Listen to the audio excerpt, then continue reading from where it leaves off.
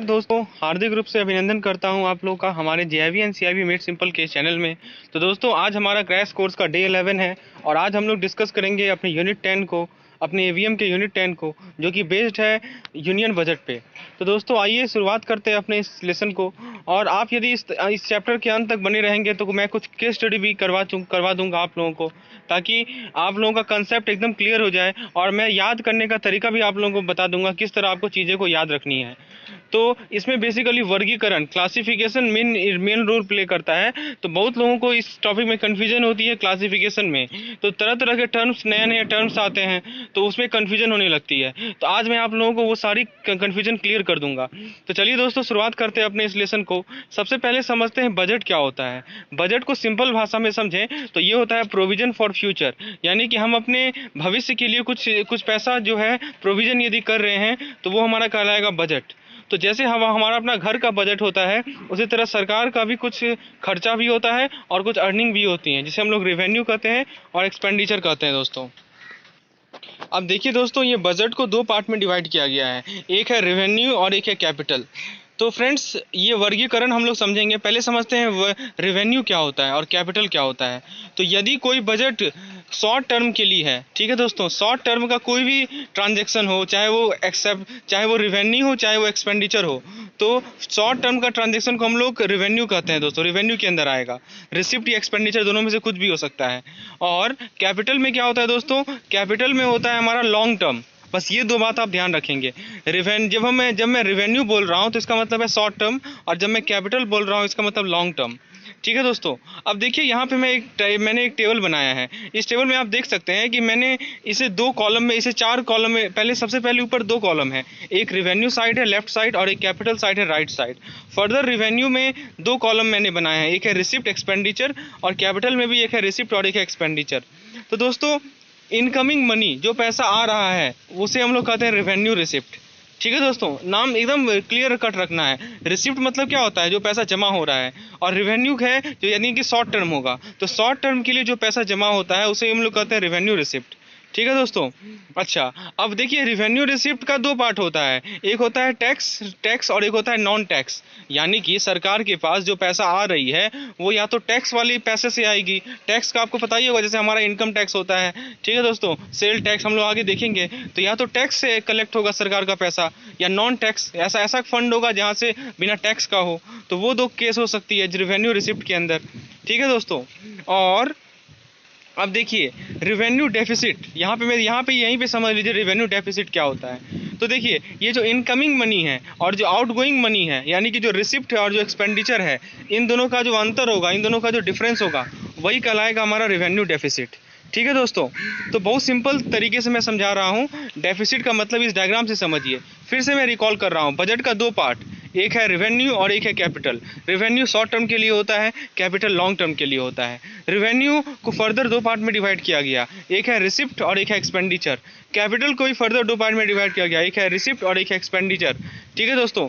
यदि मान लीजिए कुछ कम समय के लिए, एक साल से कम समय के लिए यदि सरकार को कहीं से पैसा मिल रहा है, रेकरिंग नेचर का पैसा मिल रहा है, तो वो हमारे रेवेन्यू रिसिप्ट के अंदर आएगा। हम लोग अभी डिटेल डिस्कशन करेंगे। अभी फिलहाल मैं आपको ओवरव्यू दे रहा हूँ पूरे इस चैप्टर का। ठीक है दोस्तों। तो दोस्तों इनकमिंग मनी रिसिप्ट होता है, आउटगोइंग मनी एक्सपेंडिचर होता है। दोनों को सब्ट्रैक्ट कर दो आप, तो आपको मिल जाएगा, इन दोनों का डिफरेंस से आपको डेफिसिट मिल जाएगा। उसी तरह कैपिटल वाले केस में भी आप ऐसा कर सकते हो। चलिए दोस्तों, अब मान लीजिए आपसे पूछा गया कि कैपिटल डेफिसिट बताओ क्या होता है। तो बहुत सिंपल है, कैपिटल वाले केस में जो आपका रेवेन्यू है, कैपिटल वाले केस में जो आपका रिसिप्ट है, और जो कैपिटल वाले केस में जो आपका एक्सपेंडिचर है, दोनों को सब्ट्रैक्ट कर दो आप, आपको क्या मिल जाएगा, आपको कैपिटल डेफिसिट मिल जाएगा। बस इस चार्ट को, इस टेबल को आप दिमाग में बैठा लो दोस्तों, that is more than sufficient. अब देखिए दोस्तों, एक और चीज़ है, इसमें एक और वर्गीकरण है, आपको देखने को मिलेगा प्लान एंड नॉन प्लान।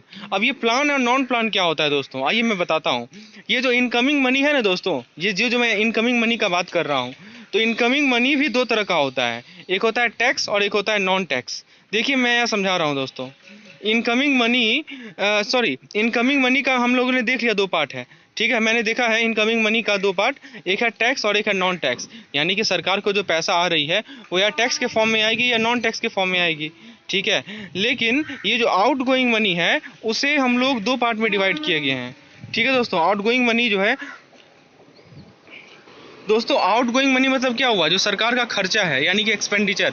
तो आउट गोइंग मनी को दो पार्ट में डिवाइड किया गया है, एक है प्लान और एक है नॉन प्लान। तो प्लान एक्सपेंडिचर क्या होता है दोस्तों, जो वैसा पैसा जो कि आपने आपने पंचवर्षीय योजना का नाम सुना होगा, 5 ईयर प्लान। आपने पंचवर्षीय योजना का नाम सुना होगा, जिसका हाल ही में नाम बदलकर कुछ और जिसको हटा दिया गया है, पॉलिश कर दिया गया है, नीति आयोग का फॉर्मेशन हुआ है। लेकिन पहले के ज़माने में, पहले मतलब कि पिछले साल से पहले से पंचवर्षीय योजना शुरू हुआ था दोस्तों। 1952 से शुरू हुआ था और पिछले साल तक चला था। ठीक है दोस्तों, तो फ्रेंड्स ये जो पंचवर्षीय योजना था उसके तहत जो पैसा खर्च होता था सरकार का, तो उसे प्लान एक्सपेंडिचर में डाला जाता था। ठीक है, और नॉन प्लान में क्या होता था कि वैसा एक्टिविटीज़ में पैसा लगाना जो कि 5 ईयर प्लान से रिलेटेड नहीं है, जैसे मनरेगा, नरेगा, ये सब जो था वो सब प्लान एक्सपेंडिचर में आता है दोस्तों। तो फ्रेंड्स उम्मीद है दिमाग में बैठ गया होगा कि इनकमिंग को भी दो पार्ट में डिवाइड किया गया, एक है टैक्स और एक है नॉन टैक्स, और एक्सपेंडिचर को भी आउटगोइंग यानी कि एक्सपेंडिचर को भी दो पार्ट में डिवाइड किया गया, प्लान और नॉन प्लान। तो फ्रेंड्स अभी मैंने बताया आप लोगों को, बेसिक ओवरव्यू आप लोगों को दे दिया इस पूरे बजट का। अब हम लोग वर्गीकरण देखते हैं, हम लोग क्लासिफिकेशन देखते हैं दोस्तों।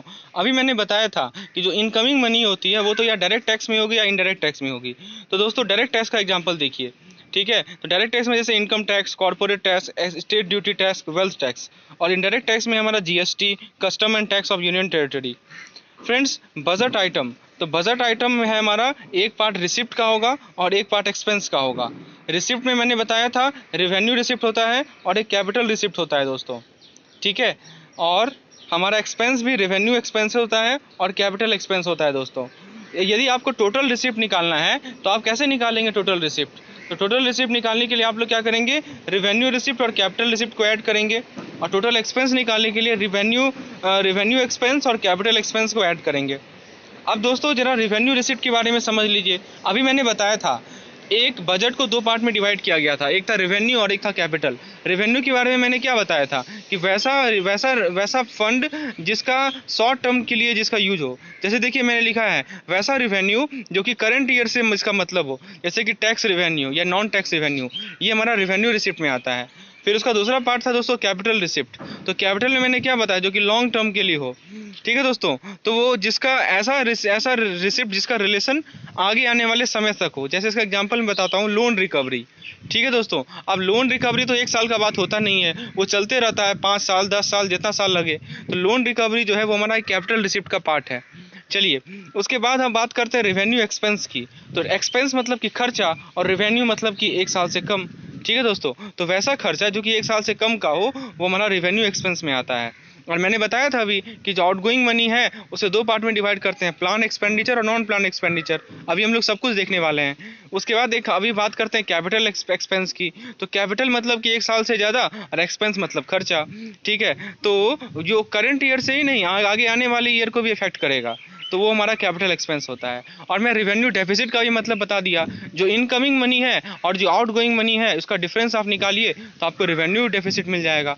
अब दोस्तों इनकमिंग और आउटगोइंग के बारे में मैंने बताया था कि जो आपका इनकमिंग होता है वो रिसिप्ट होता है और जो आउटगोइंग होता है वो आपका एक्सपेंडिचर होता है। तो रेवेन्यू डेफिसिट का फॉर्मूला क्या हो जाएगा, revenue receipt minus revenue expenditure, या revenue expenditure minus revenue receipt.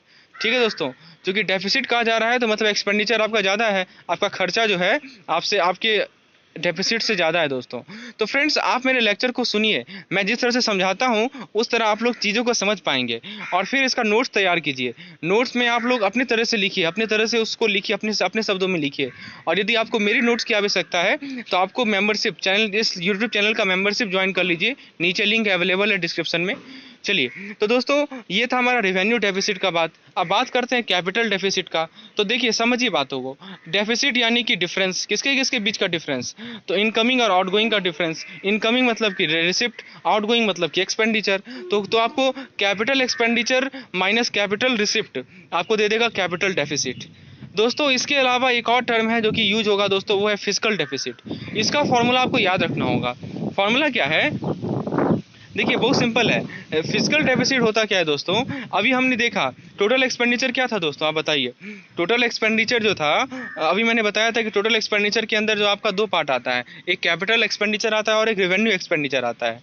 ठीक है, तो आपको क्या करना है, ये टोटल एक्सपेंडिचर को एक तरफ लेना है। ठीक है। और एक तरफ आपको टोटल रिसिप्ट को लेना है। टोटल रिसिप्ट में क्या, सॉरी हाँ, टोटल रिसिप्ट में क्या क्या आ जाएगा, रेवेन्यू रिसिप्ट और कैपिटल रिसिप्ट। अब इन दोनों को सब्ट्रैक्ट कर दीजिए, इन दोनों में क्या कीजिए, सब्ट्रैक्ट कर दीजिए। लेकिन ध्यान रखिएगा कि आप जब इसमें एक चीज़ एक्सक्लूड भी करना है आपको। क्या एक्सक्लूड करना है, तो बोरोइंग। आरबीआई से यदि कोई पैसा लिया गया है, सरकार किसी से पैसा उधार पे ली है, तो उससे सब्ट्रैक्ट करना होता है दोस्तों। तो बहुत सिंपल है दोस्तों, उसको याद रखना, इसका फॉर्मूला याद रखना काफ़ी आसान है। आप क्या कीजिए, आप समझिए ऐसे जैसे विजुलाइज कीजिए चीज़ों को। आपके आपके दोनों हाथ में, एक हाथ में आपका टोटल एक्सपेंडिचर है और एक हाथ में आपका टोटल रिसिप्ट है। लेकिन दूसरे हाथ से टोटल रिसिप्ट में से बोरोइंग को आप घटा दीजिए। वो पैसा जो कि आप आरबीआई से लिए हैं या किसी से खरीद लोन पे लिए हैं, सरकार की मैं बात कर रहा हूँ दोस्तों, उसे आप लोग सब्ट्रैक्ट कर दीजिए। और फिर दोनों हाथ की क्वांटिटी को आप सब्ट्रैक्ट कीजिए, तो ये आपको दे देगा फिस्कल डेफिसिट। ठीक है दोस्तों, इसे विजुलाइज कीजिए तो याद हो जाएगा आपको। अब इसके बाद एक और टर्म है प्राइमरी डेफिसिट। वो क्या होता है, तो दोस्तों प्राइमरी डेफिसिट में क्या होता है कि फिस्कल डेफिसिट में से इंटरेस्ट पेमेंट को आप घटा दीजिए। ये इंटरेस्ट पेमेंट क्या है, अब ऑब्वियस सी बात है, सरकार यदि किसी से लोन लेगी तो उसे तो ब्याज तो देना ही होगा ना दोस्तों। ठीक है, यदि पब्लिक से लोन ले रही है तो पब्लिक को ब्याज देती है। ठीक है, यदि कहीं से वर्ल्ड बैंक वगैरह से उसको ब्याज, तो वो जो इंटरेस्ट पेमेंट है उसे घटाने के बाद हमें प्राइमरी डेफिसिट मिलता है दोस्तों। तो सभी का सभी डेफिसिट निकालने का ही तरीका है, चाहे मैं रेवेन्यू डेफिसिट बोलूँ, कैपिटल डेफिसिट बोलूँ, फिर मैं फिस्कल डेफिसिट बोलूँ या प्राइमरी डेफिसिट बोलूँ, सभी के सभी में डेफिसिट वर्ड इंक्लूडेड है। लेकिन कोई ज़्यादा कारगर है, कोई ज़्यादा इफेक्टिव है, यही बात है। आइए अब हम लोग एक केस स्टडी करते हैं और चीज़ों को अच्छे तरीके से समझते हैं। देखिए, हमें कुछ डाटा दी गई हैं। रेवेन्यू डेफिसिट रिसिप्ट दी गई है 6,02,935 रुपया। रेवेन्यू एक्सपेंडिचर भी दी गई है, आप सब डाटा देख सकते हैं यहाँ पे। Capital receipt, capital expenditure, total receipt, total expenditure, recoveries of loan and other receipt भी दी गई है, बोरोइंग एंड अदर लायबिलिटी भी दी गई है और इंटरेस्ट पेमेंट भी दिया गया है। तो सब डाटा तो दी गई है। अब क्वेश्चन में क्या पूछा गया है, देखिए पहले पूछा गया है कि रेवेन्यू डेफिसिट बताओ। तो दोस्तों नाम से पकड़िए, डेफिसिट पूछा गया है तो रेवेन्यू एक्सपेंसेस, एक revenue expenditure minus revenue income, तो रेवेन्यू रिसिप्ट। तो फ्रेंड्स, रेवेन्यू डेफिसिट का फॉर्मूला हमने लिखा, revenue expenditure minus revenue receipt. तो दोस्तों रेवेन्यू एक्सपेंडिचर कितना होगा, देखिए क्वेश्चन में दिया हुआ है। रेवेन्यू एक्सपेंडिचर है 6,58,119 और रेवेन्यू रिसिप्ट कितना है 6,02,935। दोनों को सब्ट्रैक्ट कीजिए, आपको मिलेगा 55,184। ये मिला, ये निकला हमारा रेवेन्यू रिसिप्ट, रेवेन्यू डेफिसिट। अब मान लीजिए फिस्कल डेफिसिट पूछा, तो फिस्कल डेफिसिट मैंने क्या बताया था, एक तरफ आपका टोटल एक्सपेंडिचर, एक तरफ आपका एक तरफ टोटल एक्सपेंडिचर, एक तरफ टोटल रिसिप्ट। और टोटल रिसिप्ट में से आपको क्या करना है कि जो बोरोइंग है उसे घटा देना है। ठीक है दोस्तों, तो वही मैंने किया है यहाँ पे। टोटल एक्सपेंडिचर देखिए कितना है, 7,50,884। ठीक है, फिर फिर रेवेन्यू रिसिप्ट कितना है 6,02,935। कैपिटल रिसिप्ट कितना है 1,67,949 और उसमें से बोरोइंग आप घटा देंगे। बोरोइंग देखिए यहाँ लिखा हुआ था, यहाँ देखिए बोरोइंग एंड अदर लायबिलिटीज जो है वो है 1,83,283। तो इसे आप लोग सब्ट्रैक्ट कर देंगे तो आपको फाइनल मिलेगा 1,63,283। इसके बाद तीसरा क्वेश्चन में पूछा गया है कि प्राइमरी डेफिसिट बताओ। तो प्राइमरी डेफिसिट मैंने क्या बताया, फिजिकल डेफिसिट में से इंटरेस्ट पेमेंट को घटा दीजिए, तो आपको मिलेगा -27,524। देखिए नेगेटिव है, ये प्राइमरी डेफिसिट हमारा नेगेटिव है।